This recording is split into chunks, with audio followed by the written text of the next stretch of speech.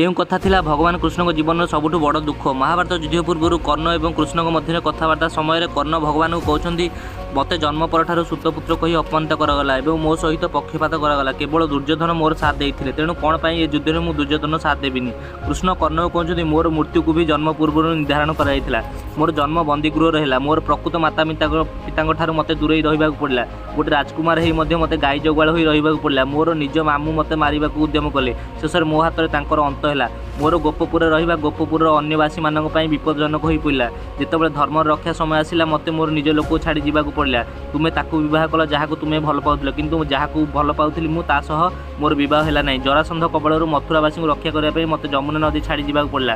ଯଦି ଦୁର୍ଯ୍ୟୋଧନ ଏ ଯୁଦ୍ଧ ଜିତେ ତୁମକୁ ସବୁ ପ୍ରକାର ପ୍ରଶଂସା ମିଳିବ, କିନ୍ତୁ ପାଣ୍ଡବ ଜିତିଲେ ମୋତେ ନିନ୍ଦା ମିଳିବ। କ'ଣ ପାଇଁ ଏ ଯୁଦ୍ଧ ମୁଁ ରୋକିପାରିଲି ନାହିଁ ବୋଲି। ଗୋଟେ କଥା ମନେ ରଖ, ଜୀବନ ଯେତେ ବି କଠିନ ହେଉ ପଛେ ଅନ୍ୟାୟପୂର୍ଣ୍ଣ ନ ହେଉ, ଆମର କର୍ତ୍ତବ୍ୟ ଆମେ ସବୁବେଳେ ଧର୍ମର ସାଥ ଦେବା।